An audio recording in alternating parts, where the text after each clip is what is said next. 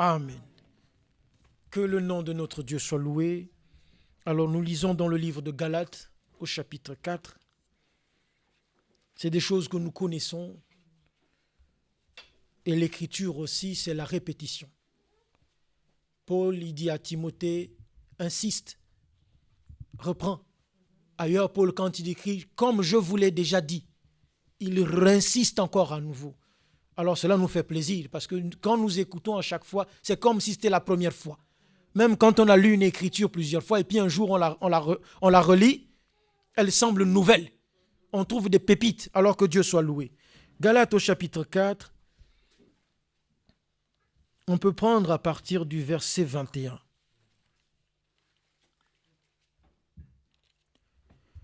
Dites-moi, vous qui voulez être sous la loi, ne comprenez-vous point la loi? Car il est écrit qu'Abraham eut 2 fils, un de la femme esclave et un de la femme libre. Mais celui de l'esclave naquit selon la chair, et celui de la femme libre naquit en vertu de la promesse. Que le nom de Dieu soit loué, notre Seigneur Jésus-Christ. Le second enfant qu'Abraham a eu, il est né selon la promesse. Il n'est pas né comme ça. Nous suivons. Abraham a certainement eu d'autres enfants, mais il y a un enfant qui, lui, sa naissance est particulière. Nous suivons, bien-aimés. Lui, l'apôtre Paul nous dit que lui, là, cet enfant-là, il est né selon la promesse. Suivons, continuons. Verset 24, ces faits ont une valeur allégorique, car ces femmes sont 2 alliances. L'une du mont Sinaï, enfantant pour la servitude, c'est Agar, car Agar, c'est le mont Sinaï en Arabie. Et elle correspond à la Jérusalem actuelle, qui est dans la servitude avec ses enfants. Mais la Jérusalem d'en haut est libre, c'est notre mère. Car il est écrit, réjouis-toi stérile, toi qui n'enfantes point, éclate et pousse des cris. Toi qui n'as pas éprouvé les douleurs de l'enfantement, car les enfants de la délaissée seront plus nombreux que les enfants de celles qui étaient mariées. Donc, en relation avec le verset 23 que nous avons lu, celui qui est né de l'esclave naquit selon la chair, et celui qui est né de la femme libre naquit en vertu de la promesse. Verset 28, pour vous frères et sœurs, ensemble, nous croyons, comme Isaac, vous êtes enfants de la promesse. Nous disons Amen. Et de même qu'alors celui qui naquit, celui qui était né selon la chair, persécutait celui qui était né selon l'esprit. En haut, nous avons lu qu'il est né en vertu de la promesse. Ici, l'apôtre nous dit qu'il est né selon l'esprit. Et vous pouvez vous asseoir, s'il vous plaît. Et nous, par la grâce de Dieu, nous allons regarder cela ensemble. Les enfants de la promesse. Ils sont particuliers.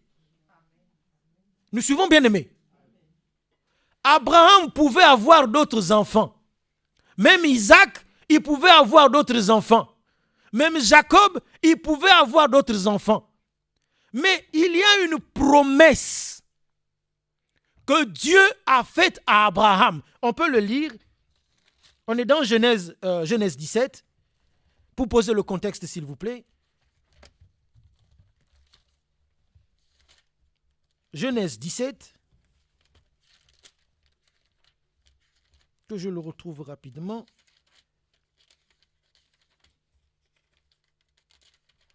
Genèse 17. On peut prendre à partir du verset 2. J'établirai mon alliance entre toi et moi, je te multiplierai. À l'extrême. Abraham tomba sur sa face et Dieu lui parla en disant, voici mon alliance que je fais avec toi. Tu deviendras père d'une multitude de nations. Amen.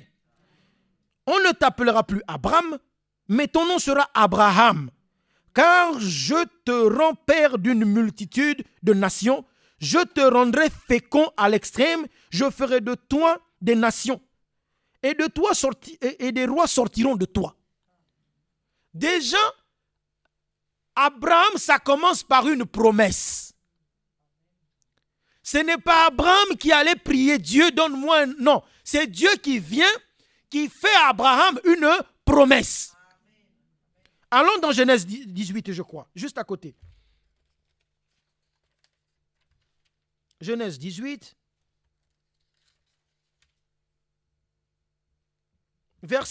on peut prendre la partie du verset 9. Alors ils lui dirent, c'est l'ange, c'est le Seigneur qui parle à Abraham. Où est Sarah ta femme? Il répondit, elle est là dans la tente. Alors chez moi c'est mis l'un d'entre eux dit, mais nous savons que c'est le Seigneur qui parle à Abraham. Je reviendrai vers toi à cette même époque et voici Sarah ta femme aura un fils. Amen. Dieu revient confirmer la promesse de l'alliance qu'il a faite à Abraham. Sarah écoutait à l'entrée de la tente qui était derrière lui. Allons au chapitre 21, je crois. C'est ça, Genèse 21. Verset 1. L'Éternel se souvint de ce qu'il avait dit à Sarah. Et l'Éternel accomplit pour Sarah ce qu'il avait promis. Nous suivons. D'un côté, Dieu a donné la promesse. Quand la parole t'est parlée, t'est prononcée, quand tu l'entends, c'est une promesse que Dieu fait. Si tu crois, Dieu vient accomplir la promesse qu'il t'a faite par sa parole. Est-ce que nous suivons? Poursuivons. Verset 2, Sarah devint enceinte selon la promesse que je retrouve, et elle enfanta un fils à Abraham dans sa vieillesse au temps fixé dont Dieu lui avait parlé. Abraham donna le nom d'Isaac au fils qui lui était né et que Sarah lui avait enfanté. Est-ce que nous comprenons? Dieu fait la promesse à Abraham, ensuite c'est lui-même qui vient confirmer et c'est lui-même qui donne l'accomplissement. Il faut comprendre que toi et moi aujourd'hui, frères, sœurs, je l'ai déjà peut-être dit, nous sommes enfants de la promesse de notre temps. Nous suivons, bien-aimés. Quand Paul écrit ici comme Isaac, nous sommes les enfants de la promesse, il y a une promesse qui s'est accomplie en son temps. Dieu a été manifesté dans la chair, en Jésus-Christ. Et ça manifestait les fils de Dieu, qui sont les enfants de la promesse en ce temps-là. Toi et moi, en notre temps aussi, Dieu a fait des promesses. Est-ce que nous suivons? Nous avons Malachie chapitre 4. Quand c'est dit Élie, on ne sait pas qui c'est. C'est quand la promesse s'accomplit qu'on met un nom humain sur Élie. Nous savons que ça s'est accompli avec notre frère, notre précieux frère, prophète de Dieu, William Marion Branham. C'est lui la promesse prophétique biblique de notre temps. Est-ce que nous suivons? En cela, nous sommes participants de la promesse de Dieu, né de l'Esprit. C'est ce que nous avons lu dans Galates. L'enfant de la promesse, il naît selon l'Esprit de la promesse. Pour posséder la promesse qui lui est faite, la bénédiction qui est liée à la promesse. Est-ce que nous suivons? Ça ne s'arrête pas là. Dieu a continué. Matthieu 24, 45, 47. Mon serviteur fidèle et prudent, nous sommes nés de cela. Moi, je n'ai pas connu Frère Branham. Certains d'entre vous non plus. Et Walde Frank, nous avons eu la grâce de le connaître, de le voir, de le saluer. Vous voyez? Son ministère, qui est selon la promesse, engendre des fils de Dieu qui sont dans la promesse. Et il faut comprendre ça. L'esprit qui vient accomplir la promesse, c'est le même esprit que toi et moi, nous devons recevoir. Est-ce que nous suivons, bien-aimés? Pour être gardé dans ce que Dieu fait, il faut être en connexion avec sa promesse pour son temps. Et c'est là la différence entre toi et moi et le reste des gens qui adorent Dieu. Est-ce que vous suivez? Dieu, il a accompli une œuvre, il nous a pris, il nous a inclus dedans, dans sa promesse, pour notre temps. Et nous recevons l'Esprit promis. Vous suivez, bien-aimés? Que le nom du Seigneur soit loué. Alors, nous avons ça, on peut même prendre le cas de Paul. Paul, en son temps, c'était pareil. Lui, il ne savait pas ce qui se passait. Il combattait même ce que Dieu faisait en son temps. Alors que lui, il dit qu'il est en train de servir Dieu. Mais dans sa vie, il fait tout le contraire. Jusqu'à ce que Dieu lui fasse grâce. Que le nom du Seigneur soit loué. Et nous avons lu donc Genèse 21. C'est ce qui va faire la différence avec le monde, avec les religions, avec les 400 prophètes Baal. Moïse est allé en Égypte avec la promesse. Est-ce que nous suivons? Quand Janès et Jambres se sont présentés à lui, il y avait une différence. Moïse, lui, c'est Dieu qui lui a ordonné. Il part avec l'autorité divine. Parce que c'est conforme à la promesse. Dieu dit à Abraham, ta descendance va aller en servitude. Mais moi-même, je viendrai les délivrer. Au temps marqué, le nom humain est révélé, c'est Moïse. J'ai entendu les cris. Genèse, Exode 3, je crois. J'ai entendu les cris, je suis venu. Parce que j'ai fait une promesse. Nous avons lu qu'au temps marqué, verset, Genèse 21, l'Éternel se souvint de ce qu'il avait promis à Sarah. Au temps marqué, Dieu se souvint de ce qu'il a promis à Abraham. Alors il vient, il dit à Moïse maintenant, c'est le moment. Quand Moïse arrive en Égypte, oh, que Dieu soit loué. Voici que Janès et Jambres imitent ce que Moïse a fait. Ce n'est pas Janès et Jambres qui ont transformé leur bâton en serpent les premiers. Non, c'est Moïse. Et Janès et Jambres se font la même chose. Mais comme Moïse, il a la promesse. Vous voyez la différence? Comme il a la promesse, Dieu est avec lui. Alors son serpent règle le compte au serpent de Janès et Jambres. Élie, c'est pareil. Comme il est dans la promesse de Dieu, il sait ce qu'il faut faire. Il rétablit l'autel, les 400 prophètes Baal sont confondus. Michée, c'est pareil. Pourquoi? Parce qu'ils sont enfants de la promesse de leur temps.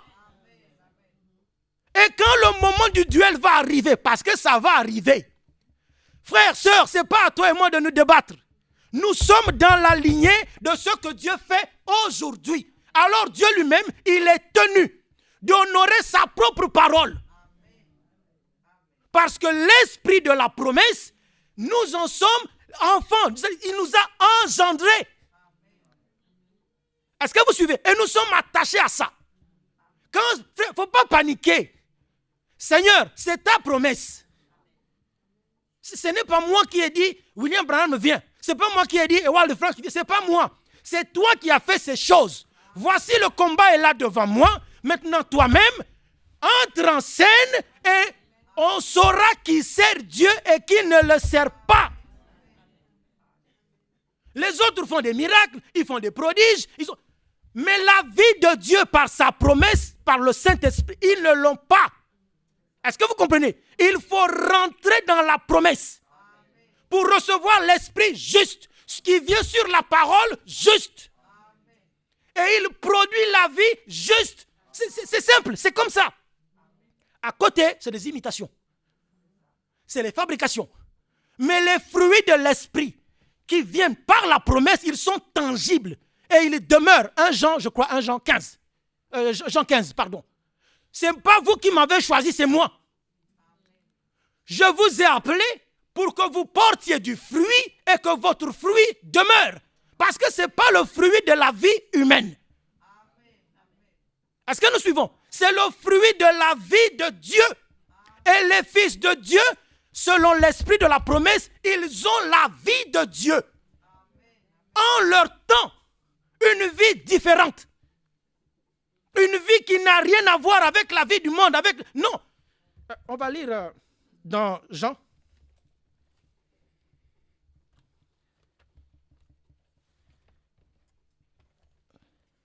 Jean au chapitre 1.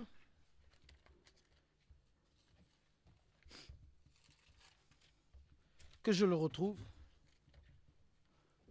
On va être court. Ça ne va pas être long, vous en faites pas. Jean au chapitre 1. Notre Seigneur Jésus-Christ, il a vécu une vie qu'on n'a jamais vue sur terre.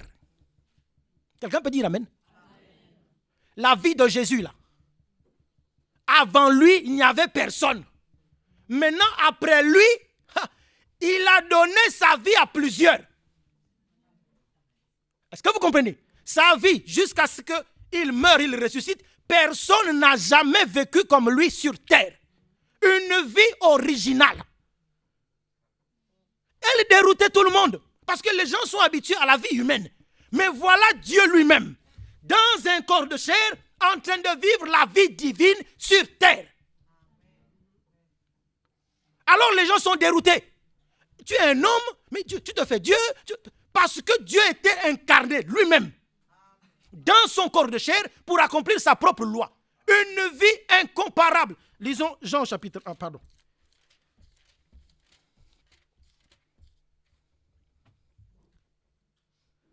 Verset 1, au commencement était la parole, et la parole était avec Dieu, et la parole était Dieu. Elle était au commencement avec Dieu, toutes choses ont été faites par elle, et rien de ce qui a été fait n'a été fait sans elle.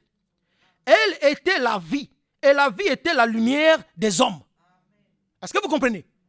Nous suivons la lumière, lui, dans les ténèbres, et les ténèbres ne l'ont point reçue. Une vie de lumière, Jésus-Christ. Les hommes dans les ténèbres, quand ils la voient, ils ne la comprennent pas. Pourquoi? Parce que c'est une vie nouvelle.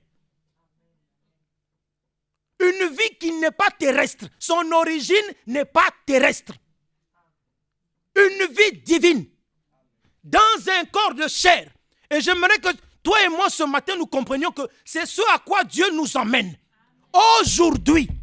Pas demain, aujourd'hui. La vie de Dieu en toi et en moi nous rend divins.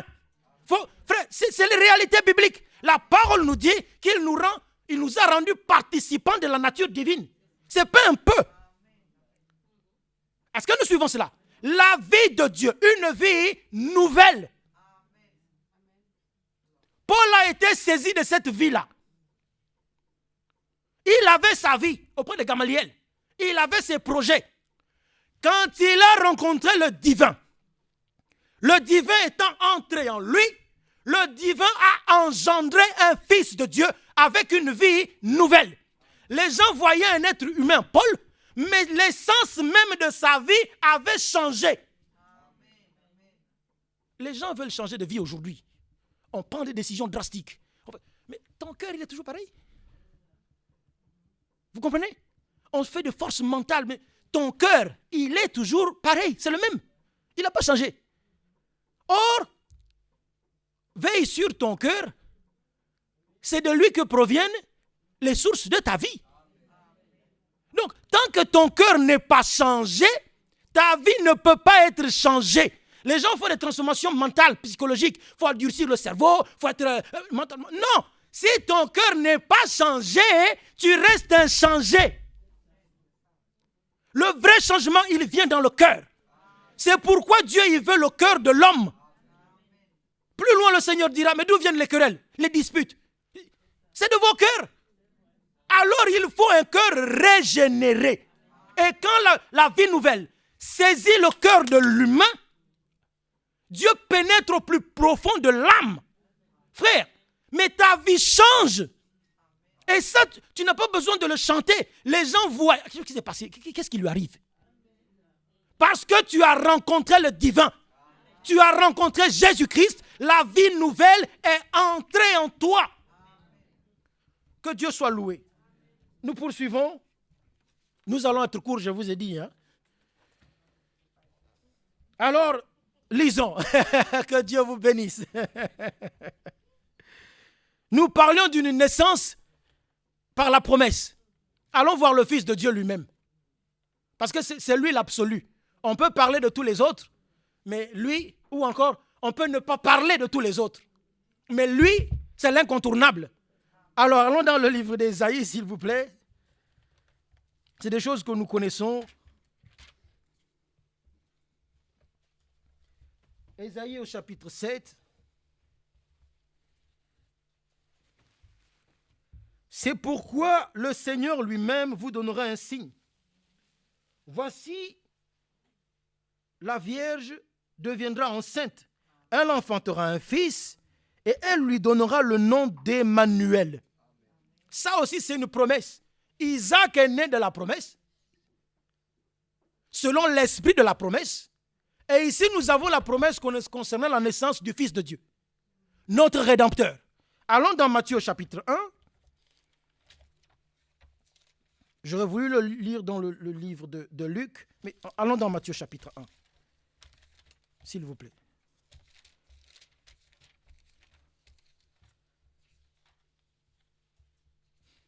Matthieu chapitre 1, que je le retrouve. Voilà. À partir du verset 18, voici de quelle manière arriva la naissance de Jésus-Christ.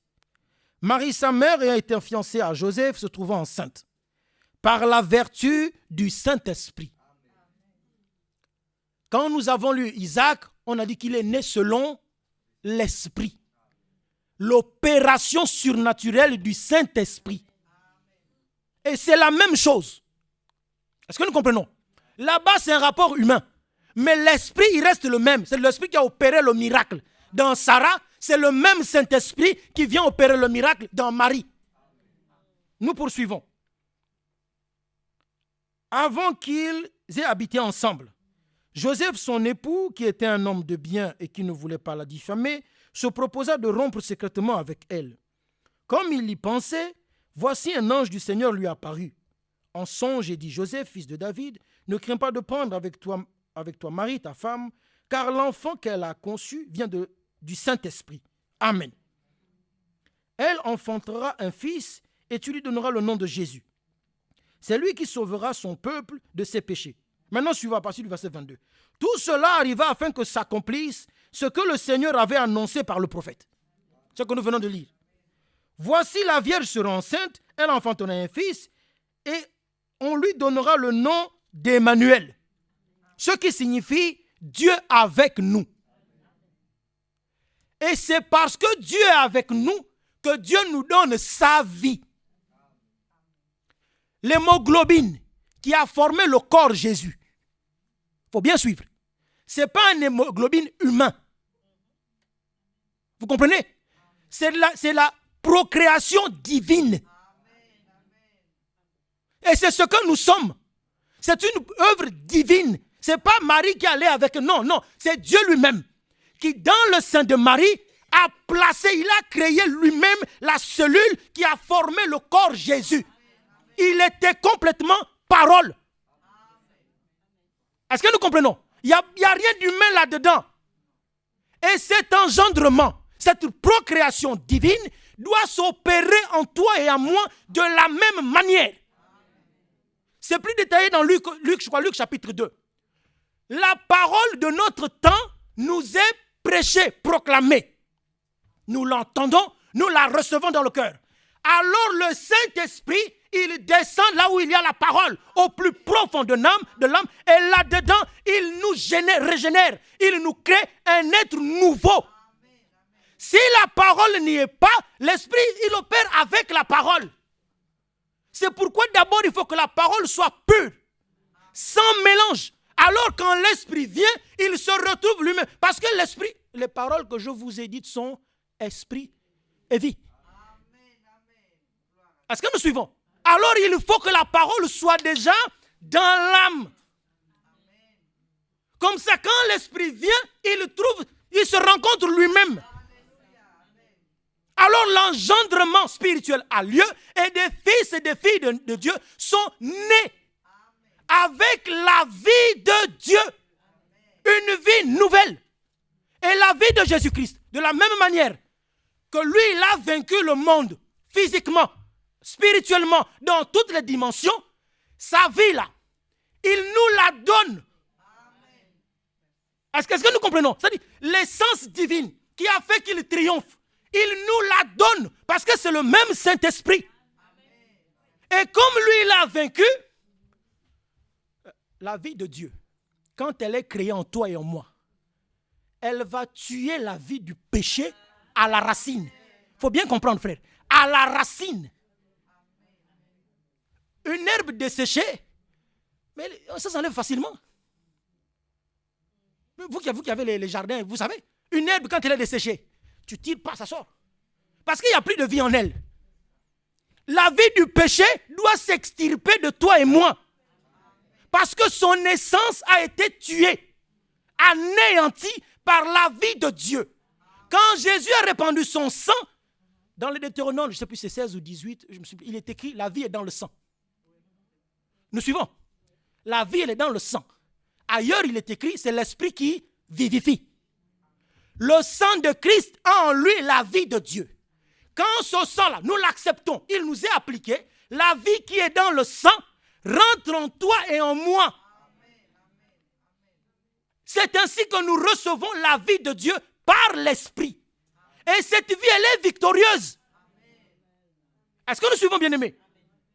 Et elle nous donne la victoire sur le péché, sur l'incrédulité. Parce que c'est tué à la racine. Lisons, je voulais lire autre chose dans Jean, mais allons dans 1 Jean 5, s'il vous plaît. 1 Jean 5. 1 Jean chapitre 5. 1 Jean chapitre 5.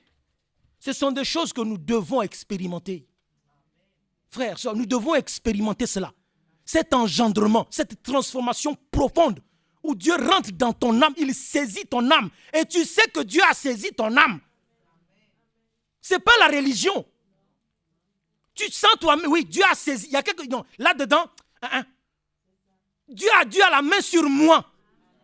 Alors on se laisse posséder, habiter, animer. Paul pouvait écrire Paul, prisonnier de Christ. Mais il savait de quoi il parlait. Hein? C'est un érudit, il connaît les mots. Même parfois, quand vous lisez, qu'est-ce qu'il voulait dire? Parce que c'est écrit d'une manière, c'est pas, voilà, il n'est pas comme Pierre. Ce n'est pas pour mépriser Pierre, ça n'a rien à voir. Mais Paul, c'est un érudit, il connaît le sens des mots. Donc quand il dit Paul, prisonnier de Christ, il sait de quoi il parle. Il sait ce que c'est un prisonnier. Vous comprenez? Prisonnier spirituel et prisonnier physique. Parce qu'on ne lui a pas fait la vie, on ne lui a pas rendu la vie facile. Au cachot ici, au cachot là. Donc, dans les deux sens, il est prisonnier. À cause de Christ. La vie nouvelle qu'il a saisie. Est-ce que nous comprenons? Alors, 1 Jean chapitre 5, verset 11, que je le retrouve. Et voici ce témoignage.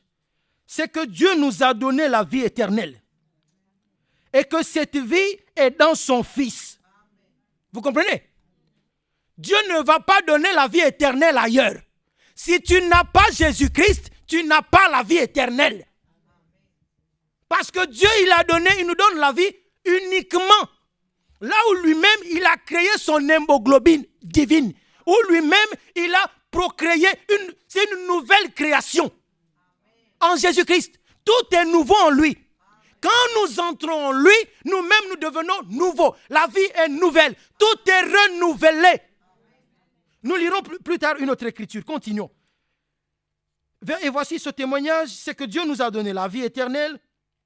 Et cette vie est dans son Fils. Celui qui a le Fils a la vie. Celui qui n'a pas le Fils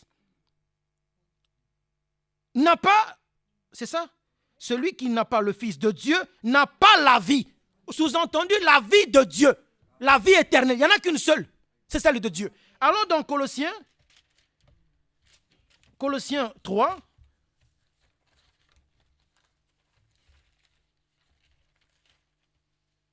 Alors, que je retrouve ça. Colossiens chapitre 3. J'ai Galates.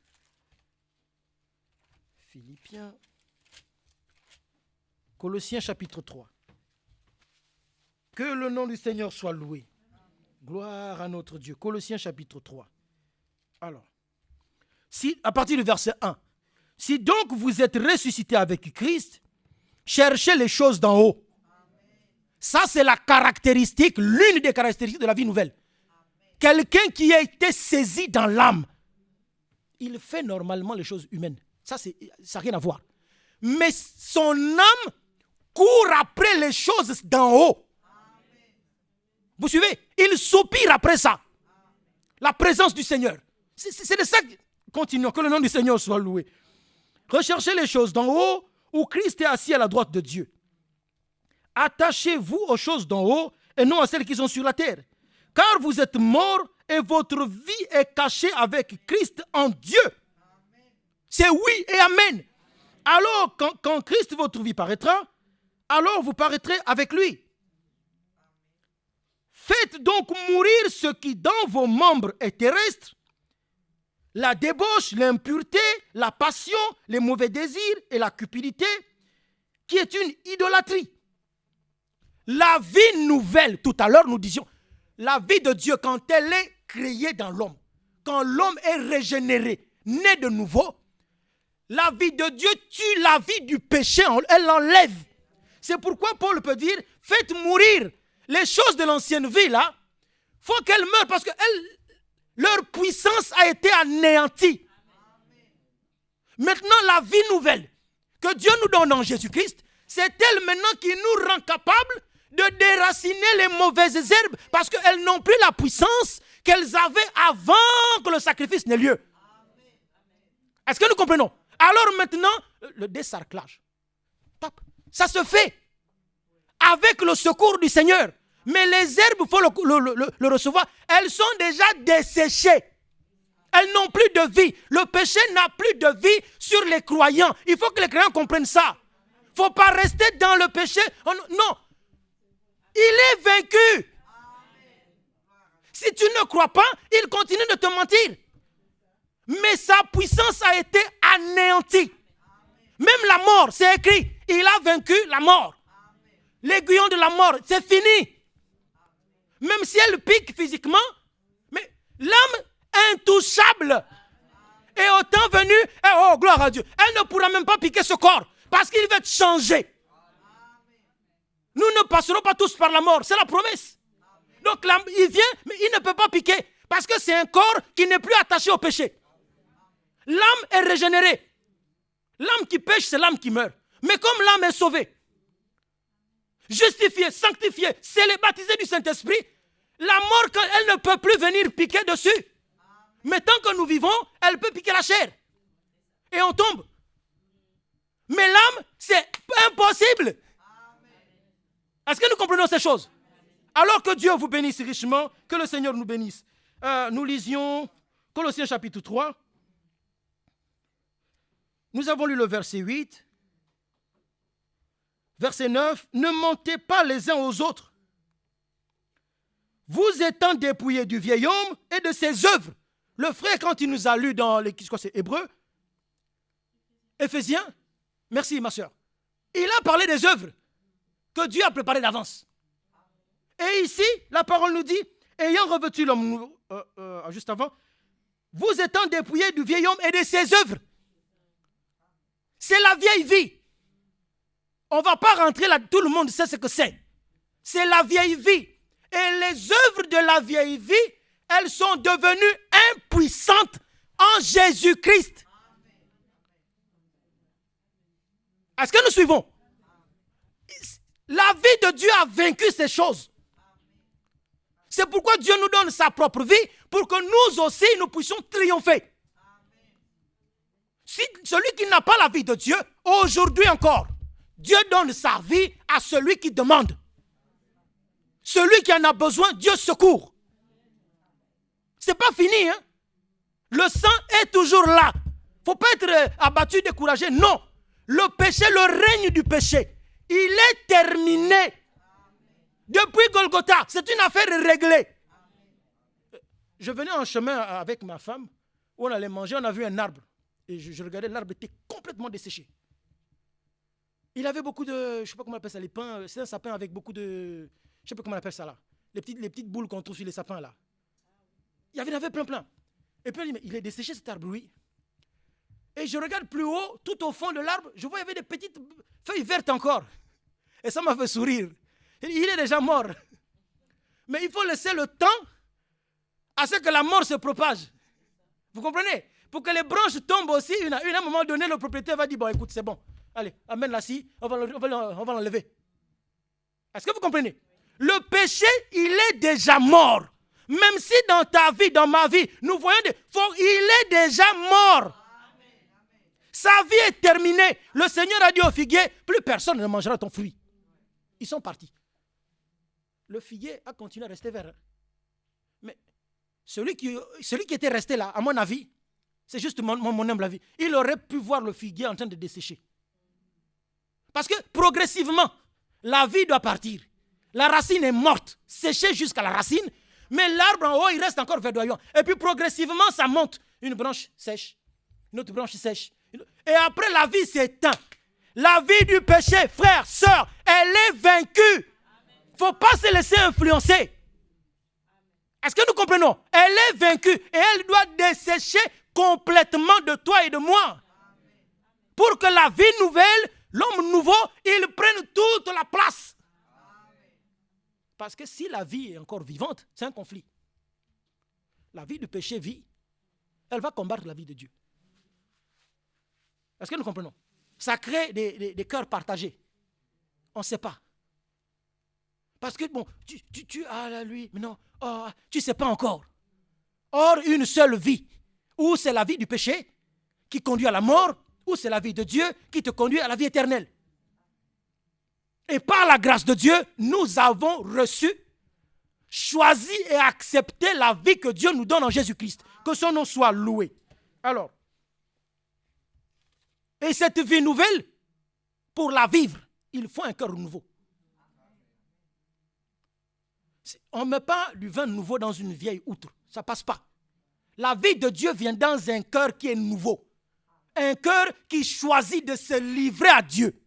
Allons dans Ézéchiel, c'est des choses que nous connaissons. Ézéchiel, je crois, 36. Ça doit être quelque part là.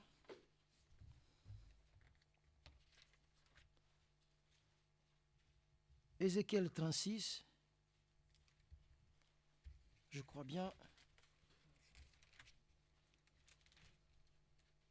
C'est des choses que nous savons. Alors, c'est 36 ou 26? Je donnerai un cœur nouveau. 36, 37? 37, hein? Verset 27. Merci, ma soeur.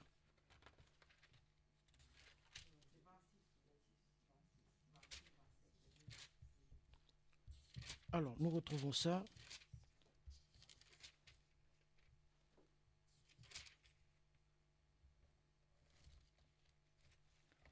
Ézéchiel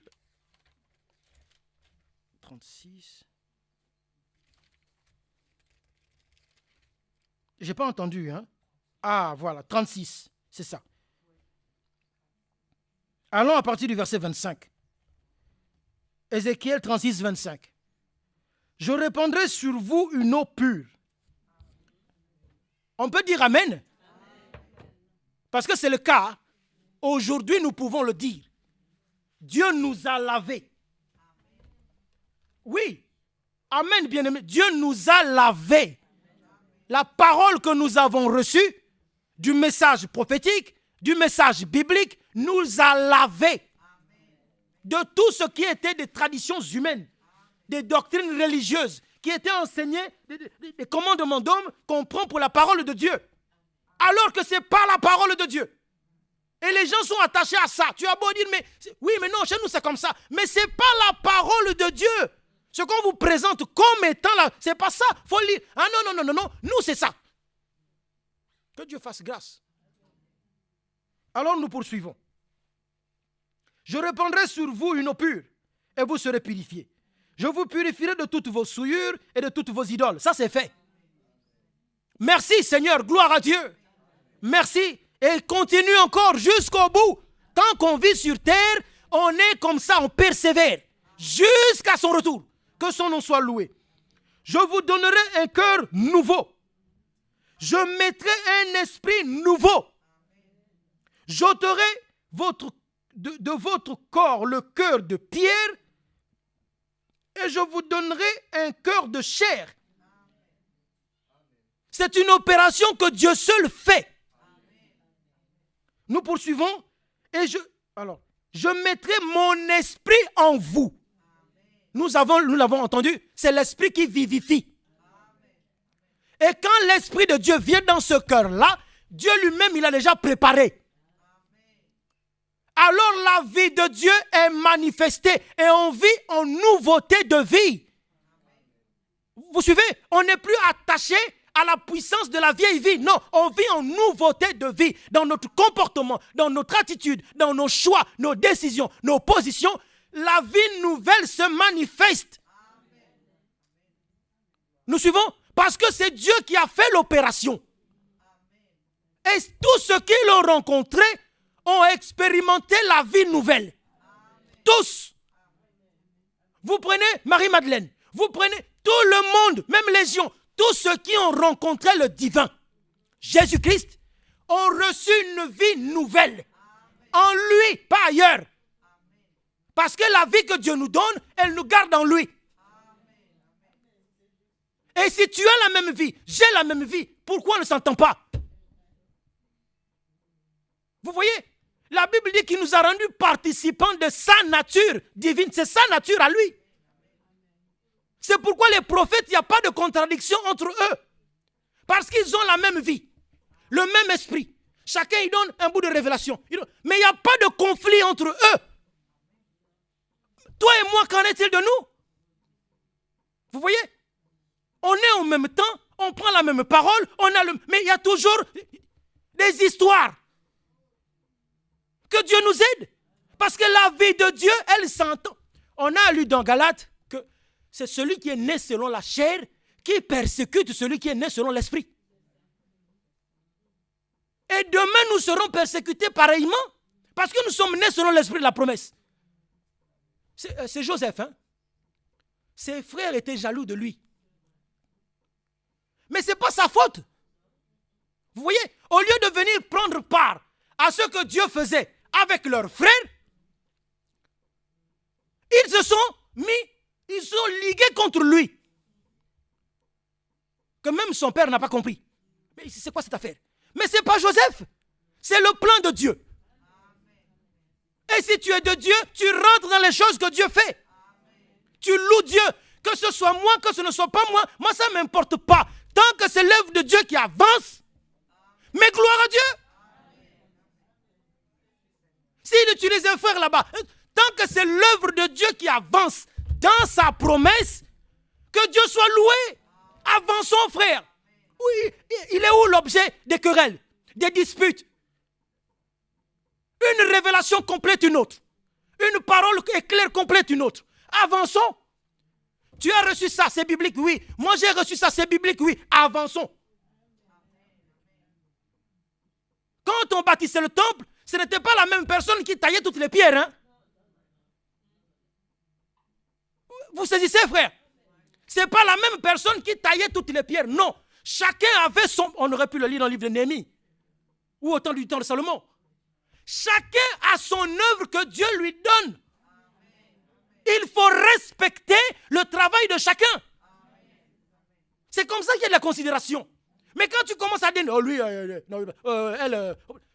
c'est quel esprit?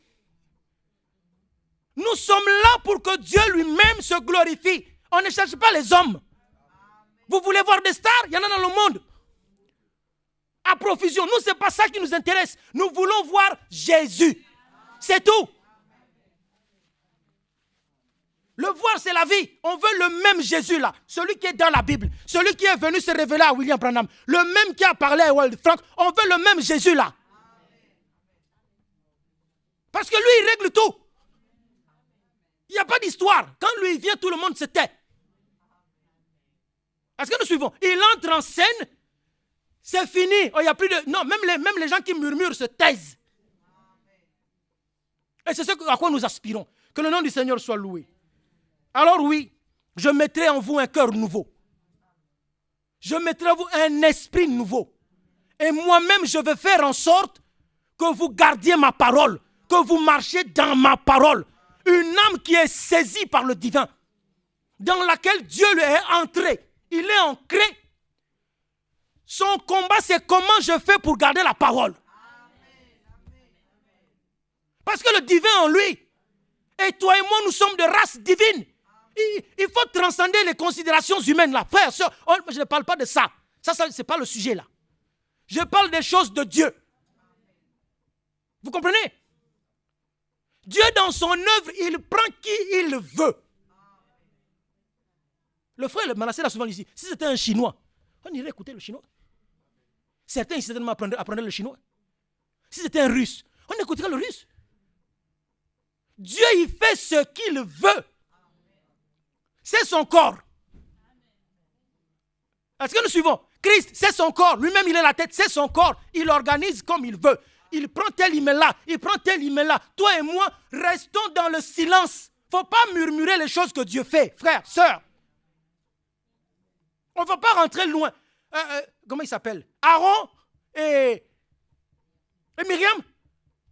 Ils se sont permis des choses. Vous comprenez ce qu'on veut dire? Laissez ce que Dieu fait comme lui-même il fait. C'est ce que je crois que c'est Caïphe qui a dit aux autres, l'affaire là, ne vous mêlez pas de ça. On a eu plusieurs, on a eu un Judas ceci, on a eu un machin comme ça. Si ça c'est pareil, ça va s'éteindre. Mais si c'est de Dieu, prenez garde. Vous risquez de parler contre ce que Dieu fait, de blasphémer sans vous en rendre. Laissez ça comme ça. Vous, toi et moi, positionnons-nous notre cœur droit devant le Seigneur. C'est ça la priorité. Est-ce que mon cœur est droit devant toi? Comment il est? Si je vois une chose de travers, je prie. Je ne veux pas chercher le conflit. Ailleurs, il est dit rechercher la paix. Paul, je lisais ça, je crois, hier ou avant-hier. Paul dit, si ce que tu manges, vous voyez à quel niveau ça descend, est un sujet de scandale pour ton frère, ne le fais pas. Vous voyez jusqu'où on descend? Si ce que tu bois, quand tu ne sais pas, c'est une chose. Mais quand tu as vu ton frère exprimer que ça le scandalise, rechercher l'intérêt des autres. Pas seulement, on aurait pu rentrer là-dedans, mais Seigneur, pas seulement considérer son intérêt. Moi, je fais ce que je fais. Mais frère, c'est pas ça. L'amour, 1 Corinthiens 13, l'amour ne cherche pas son intérêt, son propre intérêt. Vous comprenez? Prioriser aussi les intérêts des autres. C'est ça l'amour divin. À cause de ça, mon frère, le frère Manassé nous l'a, je crois, mercredi, il a dit, même si tu sais que c'est toi qui as raison, va voir ton frère. Tu ne vas pas pour l'enfoncer. Bon, moi je sais que moi j'ai raison, donc toi, non, c'est pas ça. Va voir ton frère, travaille pour la réconciliation et pour la paix. Parce que si le mal est fait, il est fait. Qu'est-ce qu'on va encore mettre le couteau là-dedans? C'est pas intéressant. Cherchons la réconciliation, la paix avec tous, tant que ça dépend de nous.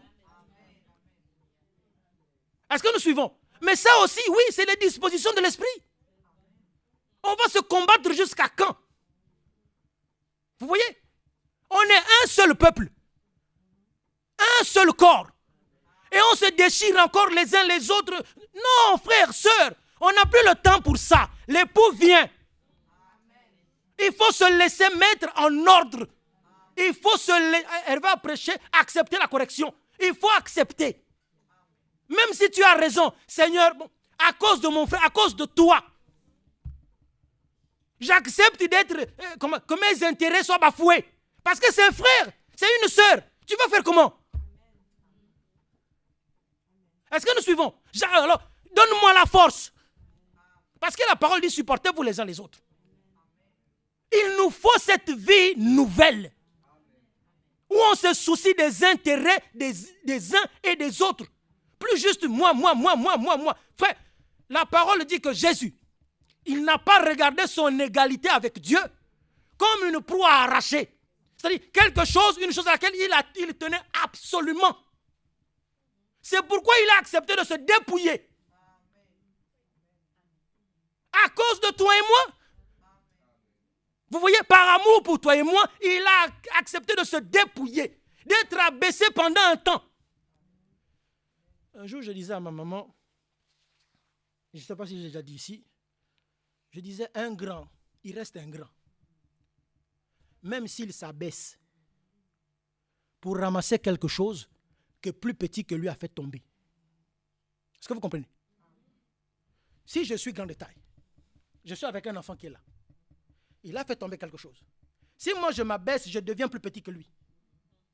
Mais c'est pendant un instant. Vous comprenez? Je veux juste le temps de ramasser la chose. Quand je me relève, ça ne change pas ma taille. C'est pas parce que je me suis abaissé que sa taille a changé. Est-ce que nous suivons? Il reste petit, je reste à la taille que j'ai, lui il reste à la taille. Est-ce que nous comprenons? C'est pas parce qu'on s'humilie, qu'on est petit, qu'on est faible. Non, ça n'a rien à voir. Dieu lui-même s'est humilié. Il s'est laissé humilier comme personne sur terre. Mais ça n'a pas changé sa grandeur. Avant, il était grand. Il s'est humilié un moment. Il est revenu grand. Un nom au-dessus de tous les noms. Il dit, tout pouvoir m'a été donné. Ah! Donc toi qui le méprisais parce qu'il était petit pendant un moment, tu vas faire comment? Il est juge des vivants et des morts. Tu vis, c'est lui qui juge. Tu meurs, c'est lui qui juge. Tu vas aller où? Dans tous les cas, il est infini. Tu vas le croiser quelque part. Que le nom du Seigneur soit loué. Alors oui, nous voulons ce cœur nouveau. Nous prions ce matin, Seigneur, donne-nous ce cœur nouveau. On en a besoin. Pour que la vie nouvelle vraiment entre en nous. Et si la vie nouvelle est déjà en nous, qu'elle continue de grandir. Jusqu'au dépouillement total du vieil homme. On ne veut plus. Cette vie, on est fatigué. On a vécu 10, 15, 20, 30 ans, 40 ans. Qu'est-ce qu'on a obtenu? Rien. Souffrance, pleurs, cris, machin. Maintenant, Dieu nous donne sa vie à lui. Oh, Seigneur. Sa vie divine. Une vie sainte, pure, authentique. Bon, maintenant, je te la donne. Saisissons l'espérance à laquelle nous sommes appelés. Saisissons. Nous sommes les enfants de la promesse. Il faut prendre courage. Et les enfants de la promesse, c'est la troupe des vainqueurs. Vous suivez? Le Fils de Dieu a vaincu. Pour nous ouvrir le chemin. Et nous sommes les vainqueurs aussi de cet âge-là. Parce qu'il y a des croyants, des fils et des filles de Dieu qui triomphent de l'âge de la Odyssée. Même si c'est l'âge le plus chaotique, le plus souillé, le plus désordonné. Il y a une troupe de vainqueurs au nom de Jésus-Christ.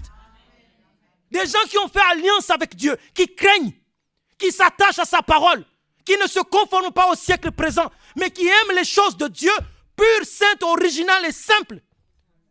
Il ne faut pas nous amener les histoires de mariage. On n'est pas dedans. Si vous voulez vous marier, femme, faites-le dehors. Et ici, on va toujours te dire la même chose. Oui, on ne peut pas changer l'écriture. Ça peut être écouté, ce que je dis là. L'État te donne le droit de le faire. Nous, ça ne nous regarde pas. Si tu veux le faire, tu le fais. Mais ici, quand tu rentres ici, on va te lire la parole. Ce n'est pas pour te juger, ce n'est pas pour nous opposer au droit. Non, ça n'a rien à voir. Mais la parole de Dieu, elle est pour les fils et les filles de Dieu. Et si tu es de Dieu, j'en dis, celui qui est de Dieu, il nous écoute. Comment les gens font pour être corrigés si on ne lit pas ce que la parole de Dieu dit? Vous voyez? C'est dans l'amour, ce n'est pas le jugement, ce n'est pas le conflit. On n'est pas là-dedans. Nous disons ce que la parole dit. Si quelqu'un est heurté, ce n'est pas dans le but d'heurter les gens, ce n'est pas ça. Mais la parole doit être placée. Pour que celui qui entende Dieu lui parler. Et Dieu faisant grâce, il va se convertir. Oh, c'était comme ça. Mais moi je pensais que quand la parole de vérité est prêchée, l'esprit qui est là-dedans, il doit partir. Je ne sais pas si nous suivons. Quand la parole de vérité, elle est prêchée, elle frappe ton cœur, s'il y a un esprit dedans, il va partir. Il doit partir. Si tu acceptes la parole, l'esprit part. Parce que sa vie est en contradiction avec la vie de la parole. Dès l'instant où tu acceptes que la parole rentre, lui, il est menacé. Il ne reste pas là. Ton cœur va vouloir mettre les choses en ordre. Que Dieu nous bénisse richement. Alors, allons dans 2 Corinthiens, la vie nouvelle que Dieu nous donne en Jésus-Christ. 2 Corinthiens, c'est des choses que nous connaissons. 2 Corinthiens 5.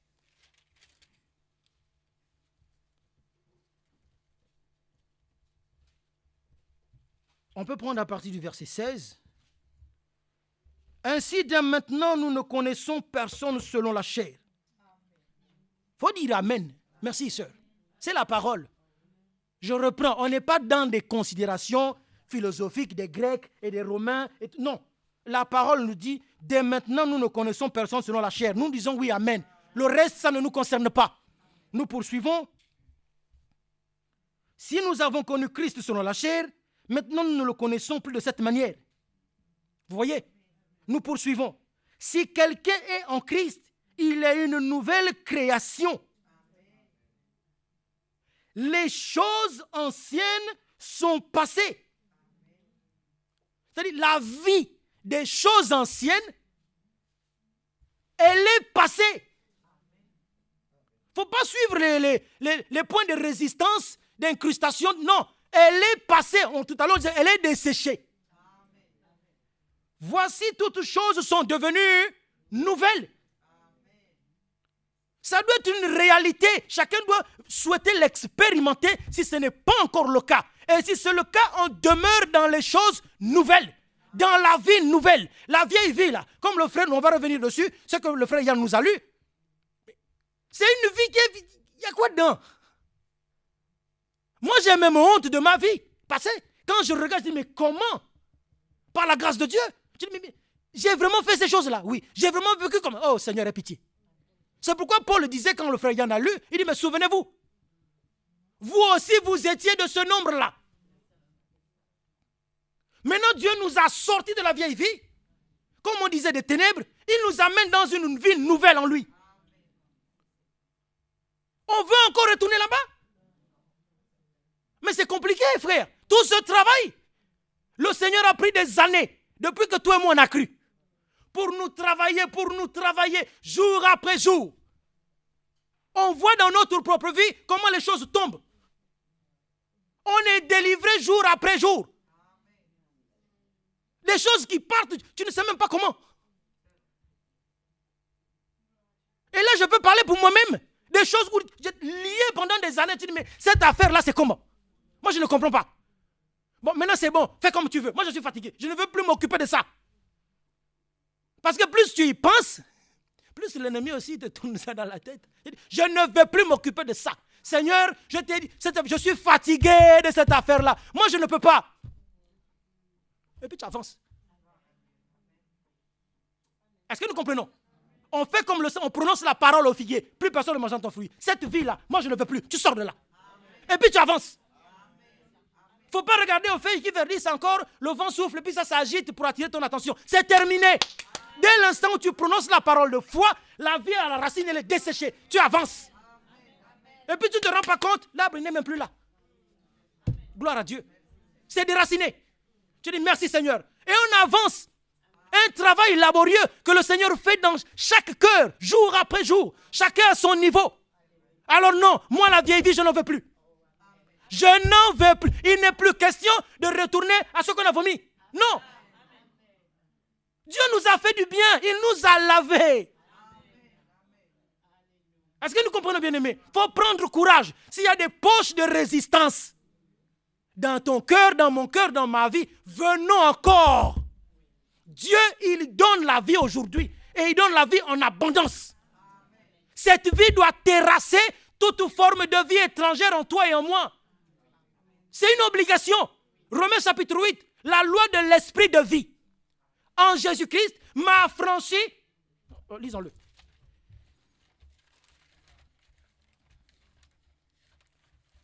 Je crois que c'est Romains 8.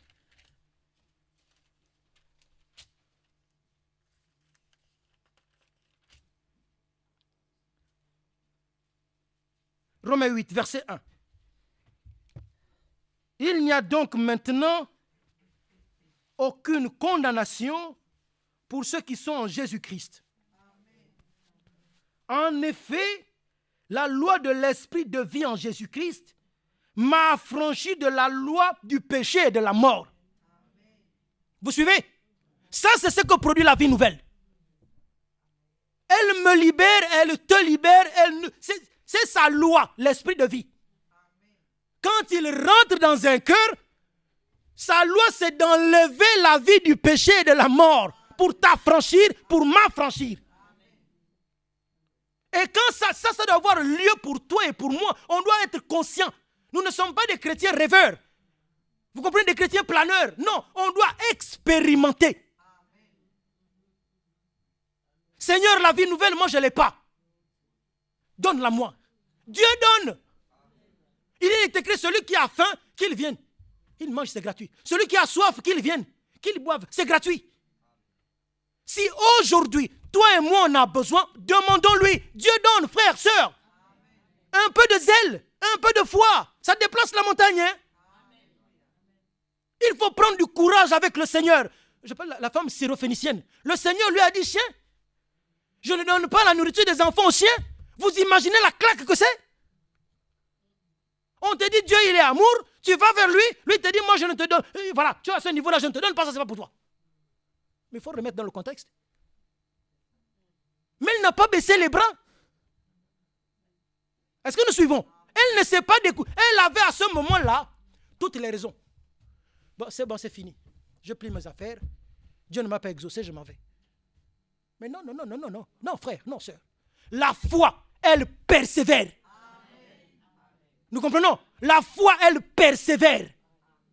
Oui, Seigneur. Elle n'a pas... Oh, gloire à Dieu. Elle n'a pas discuté. Oui, ce que tu dis là, c'est vrai. Mais même les miettes là, pardon. Moi, j'en ai besoin. Si le pain des enfants, c'est trop précieux, c'est pas grave. Mais les miettes là, moi, ça me suffit. Parce que dans ma détresse, je n'ai même pas les miettes. Donc, si je peux passer de rien à miettes, mais gloire à Dieu. Et les miettes ont été grandes pour elle. Elle a obtenu la chose que son cœur désirait parce qu'elle a persévéré. Et la foi que nous avons, frères, sœurs, c'est pour nous faire persévérer. J'insiste, nous sommes enfants de la promesse. Ça nous donne la légitimité pour demander à notre Père les choses qui sont dans sa promesse. Est-ce que nous suivons? Il ne faut pas être timide, s'il vous plaît. Il faut prendre courage.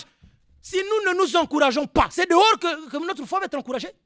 Il y a quoi dehors là-bas pour encourager notre foi? Tout est fait pour nous décourager. Vous voyez? Mais Dieu nous donne un lieu où nous pouvons nous rassembler, où nous parlons cœur à cœur avec lui. Où sa parole rentre dans notre... Non, voilà, c'est comme ça. Je sais que c'est compliqué, mais prends courage. Je suis avec toi. Même si mes yeux ne te voient pas, ma foi c'est que tu es là. Ma main ne te touche pas, ma foi c'est que tu es là. Est-ce que nous suivons bien aimés? Et Dieu nous a donné la vie nouvelle. Alors, en effet, la loi de l'esprit de vie en Jésus-Christ m'a affranchi de la loi du péché et de la mort. Il faut confesser la victoire de ta foi dans ta vie. Je reprends. La victoire, parce que c'est quoi la victoire qui a vaincu le monde? C'est la foi. Donc, la victoire de ta foi, il faut la confesser sur toi-même. Est-ce que nous comprenons? Il faut la confesser. Au nom de Jésus-Christ. Et la foi, elle porte son fruit. On ne va pas revenir, il y a beaucoup de choses. Non, on va passer. Avance, on n'a plus beaucoup de temps. Vous comprenez? Nous qui avons la foi, il faut qu'on s'en serve. La foi, ce n'est pas un dépôt de vin qu'on pose dans un coin pour que le vin vieillisse. Non. Elle est vivante. Elle agit par l'amour. Alors il faut une foi vaillante qui prend courage dans les rassemblements que nous faisons ici. Là. C'est comme ça qu'on est encouragés les uns les autres. Parce qu'on ne connaît pas les épreuves dans la vie de chacun. On ne connaît pas. Tu peux, oui frère, oui, ça va. Mais le frère te dit ça va. Il fait au mieux. Mais la vie qu'il a, tu ne sais pas. Les épreuves qu'il traverse, tu ne sais pas. Vous voyez? Alors quand on arrive ensemble, ce n'est pas pour rentrer dans les vies des gens, on ne connaît pas, mais on implore le Seigneur pour qu'il nous donne quelque chose qui fasse du bien à chacun. Et chacun se reconnaît dans... Ah, merci Seigneur. Et tu prends la portion qui te concerne. Et tu saisis la portion. Il faut être attentif. Tu saisis. C'est comme ça que Dieu bénit. Il ne faut pas laisser passer l'occasion. On l'a vu hier, Bartimée. Il n'a pas laissé... Il n'était pas dit que Jésus puisse revenir par là. Par la ville. Je ne sais plus quelle ville c'était. Il n'est pas dit que Jésus était censé repasser par là.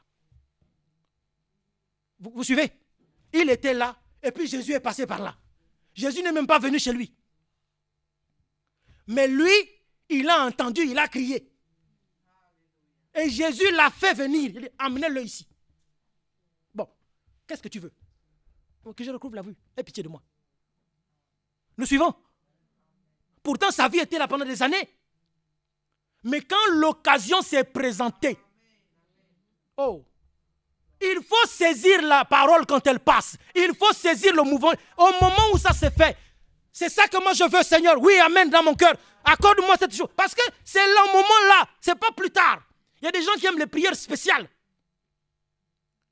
Je vais prier après pour ce sujet-là. Je vais faire une prière comme ça. Il faut laisser ça. La foi, elle est instinctive. Vous comprenez ce que je veux dire? Elle est spontanée. Voilà le mot. Elle ne prémédite pas, c'est spontané. La femme à la perte de sang, elle n'a pas réfléchi. Bon, comment je vais faire? Est-ce qu'il peut que... Non. Dans son cœur, c'est venu. Va toucher le bord de son vêtement. Moi, je m'en vais. Elle s'est mise en route. Vous comprenez? La foi, elle est spontanée. Elle saisit l'occasion quand elle voit l'occasion de la bénédiction qui se présente à elle, que Dieu lui donne, elle saute dessus. Seigneur, qu'il en soit ainsi. Il ne faut pas remettre à plus tard. Oui, je vais reprier après. Non. C'est au moment-là que le nom du Seigneur soit loué.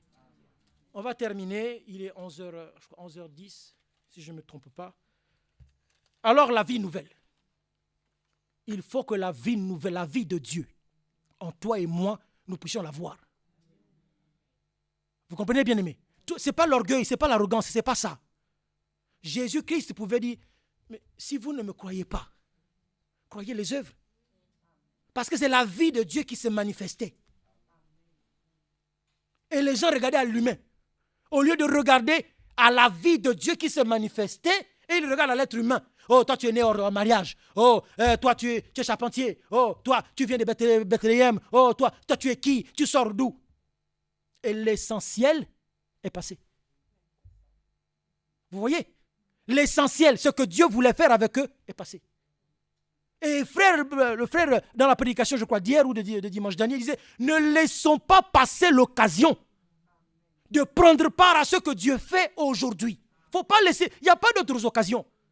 Quand Jésus est passé à côté de Bartimée, c'était fini. Hein? Il avait son chemin. C'est terminé. Il ne va pas revenir. Je vais attendre quand il va revenir. Il faut rester là. Ne prie pas, ne parle pas. Non. La foi, elle crie à Dieu. Elle saisit Dieu au mot. Elle ne regarde pas aux circonstances. Nous lisons pour terminer dans Romains chapitre 6. C'est juste à côté. Et nous allons terminer. Romains chapitre 6, que je retrouve ça.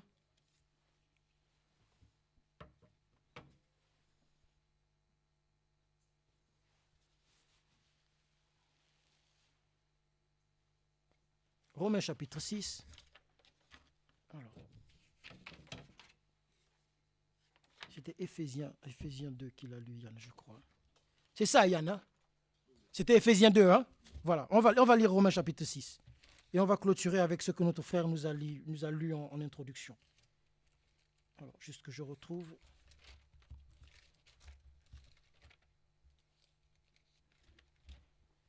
Alors, Romains chapitre 6. Voilà, nous y sommes.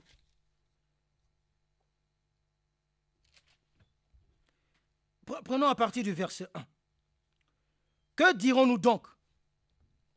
Demeurerions-nous dans le péché avec que la grâce abonde? Non, loin de là.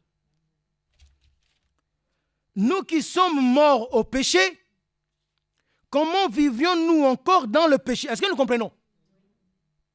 La vie du péché, je le disais tout à l'heure, elle a été tuée. Donc le chrétien n'a plus le droit. Celui que Jésus-Christ a racheté là, il n'a plus le droit de demeurer dans le péché, ni dans les fruits du péché. Il n'a plus le droit. Parce que tu n'as plus d'excuses. Toi et moi, on n'a plus d'excuses. Est-ce que nous comprenons? Avant, sous la loi, c'était compliqué. Parce que la vie de Dieu ne pouvait pas entrer dans leur cœur. C'était le sang des animaux. Et la vie animale ne peut pas vivifier un humain. Mais maintenant que la vie de Dieu a été répandue, que la puissance du péché est anéantie, c'est-à-dire l'incrédulité, toi et moi, on ne peut plus demeurer dedans, ni dans ses fruits. Est-ce que nous suivons? Parce qu'avant, il nous a servissé, on était incapables. Ce que la loi ne pouvait pas faire. Maintenant, Dieu l'a accompli pour toi et pour moi. En Jésus-Christ. Il dit maintenant, j'ai vaincu. C'est fini. Donc, il ne faut plus demeurer dans le péché. Non, frère, sœur, il faut prendre courage. Il faut te débarrasser. Est-ce que vous nous comprenez? Il faut te débarrasser du péché. C'est un épouvantail ou éventail, comment on dit? Épouvantail. Il n'a plus de puissance sur toi. Si tu crois au nom de Jésus-Christ, il prend ses affaires, il s'en va. Il faut l'expulser. Est-ce que nous suivons? La servitude, toutes ces choses, non. Il faut que ça s'arrête dans la vie. C'est une vraie délivrance. Mais elle a déjà eu lieu. C'est à toi et moi aujourd'hui d'entrer en possession de ça. Est-ce que nous comprenons? On n'a plus de raison. C'est comme quelqu'un qui est en train de mourir. On lui dit, il y a un traitement. Tu prends ce médicament-là, il te guérit tout de suite. On prend le médicament, on pose de à côté de toi. Et puis toi, tu ne veux pas prendre le médicament. Mais tu dis que tu veux vivre. Ou que tu ne veux pas mourir. Mais tu ne prends pas le médicament. C'est compliqué. Est-ce que nous comprenons? Dieu a déjà réglé cette affaire. Le péché ne domine plus sur les fils et les filles de Dieu.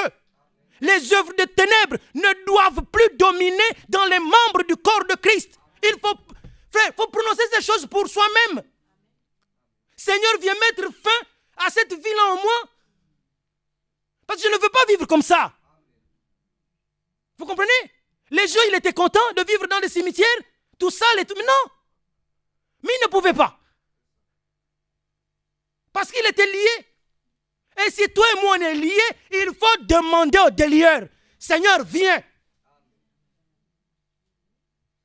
N'est-ce pas ta parole me dit que tu as vaincu? Mais ces choses-là triomphent encore sur moi. Oh, moi je ne veux plus. Je veux me sanctifier, je veux me préparer, je veux me dépouiller du vieil homme, des mauvaises habitudes. Je veux être saint, je veux être un vrai fils de Dieu, je veux être une vraie fille de Dieu. Aide-moi. Et vous verrez si Dieu n'entre pas en scène, frère. Il faut vouloir se débarrasser du péché pour que Dieu intervienne.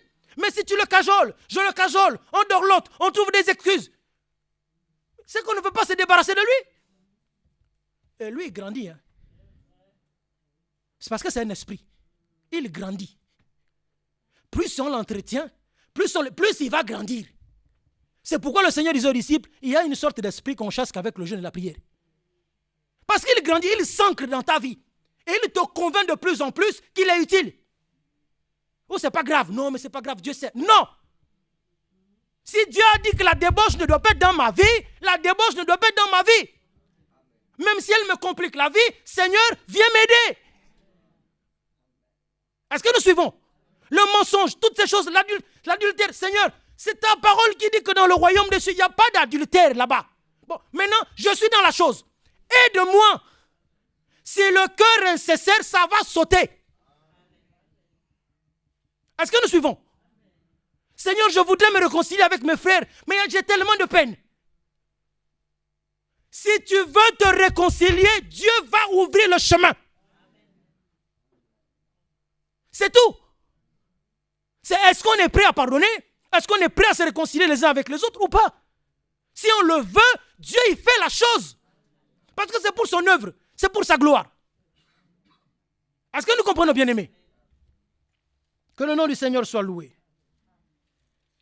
Alors nous lisions. Nous qui sommes morts au péché, vivons-nous encore dans le péché? Ignorez-vous que nous tous qui avons été baptisés en Jésus-Christ, c'est en sa mort que nous avons été baptisés. Nous avons donc été ensevelis avec lui par le baptême en sa mort, par la gloire du Père. De même, nous aussi, nous marchions en nouveauté de vie. Ça fait écho à ce qu'on a lu dans 2 Corinthiens 5. En effet, nous sommes devenus une même plante avec lui par la conformité de sa mort. Nous le serons aussi par la conformité à sa résurrection. Sachant que notre vieil homme a été crucifié avec lui afin que le corps du péché soit réduit à l'impuissance. C'est ce que nous disions tout à l'heure. Pour que nous ne soyons plus esclaves du péché. Vous suivez? On aurait pu ajouter à ça Hébreux 2, 14, ceux qui veulent lire. Il n'y a plus de raison. Frère, c'est le sabbat, c'est le jubilé. Est-ce que nous comprenons? Quand ça retentissait, l'esclave, il avait le choix. Comme toi et moi ce matin. Tu es dans le champ en train de travailler, ou peu importe, quand la trompette retentit, tu sais que c'est ta libération. Ta servitude est terminée. Maintenant, c'est toi qui choisis. Ou tu laisses ce que tu es en train de faire. Tu vas saisir ta liberté. Ou tu es trop content de ton maître et puis tu restes là. Mais quand tu restes là, c'est à vie. Hein? On te met un poinçon, c'est fini. Nous suivons ça. Et la vie, la puissance du péché, elle est anéantie. C'est-à-dire que les points, je reprends les points de résistance qu'il y a dans nos vies. Il faut les dégommer. Je vais parler comme ça, de manière terre à terre. Ils doivent sauter. Toute la place doit être faite au Seigneur. Alors là où toi et moi on sait que là il y a un groupe de rebelles là, ils me mènent la vie dure. Il faut qu'ils sautent. La femme qui cherchait ses drachmes, vous savez, je ne sais pas dans quel état était sa maison avant qu'elle ne perde ce drachme-là. Il y en avait 10. Il y avait peut-être des coins dans sa vie, dans sa maison, qu'elle ne voulait pas nettoyer. Vous suivez avec moi? Et puis, elle a perdu un drachme. Là, c'est devenu une autre affaire. Parce que la conséquence était trop importante. À cause de ce drachme-là, elle a déblayé toute la maison. Nous suivons. Dieu, il suscite des situations comme ça dans nos vies. S'il y a des coins dans ta vie, dans ma vie, qu'on met en réserve de côté dans un coin, il va nous faire perdre un drachme. Il va susciter une situation pour que la chose là où tu résistes là, pour qu'elle saute. Il veut tout notre cœur. Tout notre cœur. Toute notre vie. Il veut entier. Tu aimeras le Seigneur ton Dieu de tout ton cœur, toute ton âme, toute ta force, toute ta... Lui, il veut tout entier. Donc, s'il y a de la résistance, venons à lui encore. On ne peut rien lui cacher de toute façon. Vous voyez, on ne peut rien lui cacher. Même si on essaie, il le voit. Mais viens à moi, viens. Je sais qu'il y a un problème, mais viens. Parle-moi, expose-moi la situation. Moi, je vais répondre. Vous voyez? Mais il ne faut pas cacher. Il ne s'agit pas de venir voir quelqu'un et puis raconter sa vie. Non, ce n'est pas de ça qu'on parle. Rentre dans ta chambre et puis prie. Si c'est compliqué, tu vas voir les anciens. Que le nom du Seigneur soit loué. Nous lisons dans Éphésiens et on termine avec ce que notre frère Yann nous a lu. C'est une parole d'à propos. Vraiment que Dieu le bénisse, notre frère. Vous étiez morts par vos offenses et par vos péchés dans lesquels vous marchiez autrefois selon le train de ce monde. Et c'est une réalité pour nous tous. Il n'y a personne qui a été meilleur qu'un autre. Nous tous, on était dans la même décharge. Sans exception.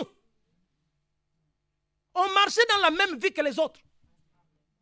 Et puis Dieu nous a fait grâce. Pas qu'à nous, il a fait grâce à la terre entière. Et puis il y en a qui, voilà, bon, c'est comme ça. Ça c'est Dieu et sa souveraineté.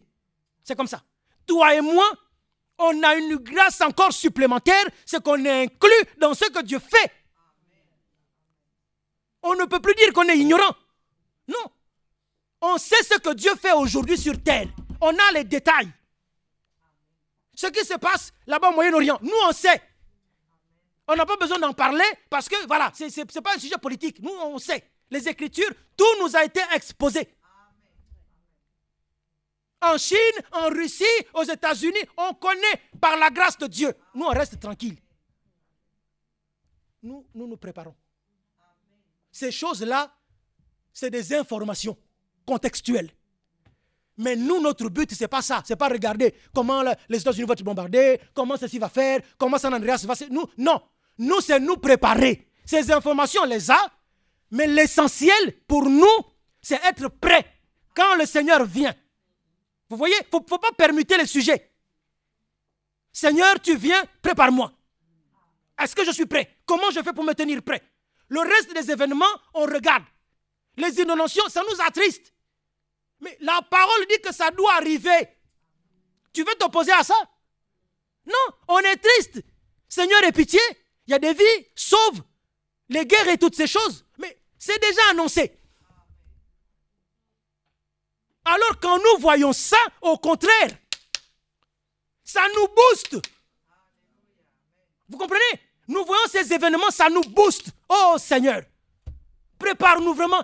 Aide-moi. Comment je fais? Nous, on ne perd pas courage. On ne désespère pas. Non. Notre foi, elle est en Dieu. Le rocher des âges. Nous poursuivons pour terminer. Dans lesquels vous marchiez autrefois selon le train de ce monde, selon le prince de la puissance de l'air, de l'esprit qui est maintenant le fils de la rébellion. Nous tous aussi, nous étions de leur nombre. Et nous vivions autrefois selon les convoitises de notre chair, accomplissant les volontés de la chair et de nos pensées, et nous étions par nature des enfants de colère comme les autres. Vous voyez, ça c'est l'état humain. Le verset 4, « Mais Dieu qui est riche en miséricorde, à cause du grand amour dont il nous a aimés, nous qui étions morts par nos offenses, nous a rendus vivants avec Christ. » Ailleurs, c'est dit, nous a ramenés à la vie avec Christ. Et cette vie-là, elle est différente de la vie qu'on vient de lire. Vous suivez? La vie où nous vivons pour exécuter les convoitises de notre... Non, ça c'est la vieille vie. Mais comme il nous a ramenés à la vie avec Christ, on vit maintenant en nouveauté de vie. Les choses anciennes doivent disparaître. C'est une obligation de la parole. Si tu es né de Dieu, la vie ancienne doit disparaître. C'est ça sa destinée. Elle n'est pas vouée à cohabiter, à te prendre la tête. Non, sa destinée c'est qu'elle meure, elle disparaisse. Pour que toi et moi on vive en nouveauté de vie. Et c'est un combat par la foi. Tous les jours. Il n'y a pas un jour qui passe, c'est tous les jours. Ce n'est pas une fois et puis c'est réglé. Non. C'est tous les jours. La vie nouvelle, on doit grandir dans la vie nouvelle. On mûrit, on progresse, on porte du fruit dans la vie nouvelle. Que Dieu nous bénisse richement. Levons-nous ensemble, s'il vous plaît. Il est bientôt 11h30.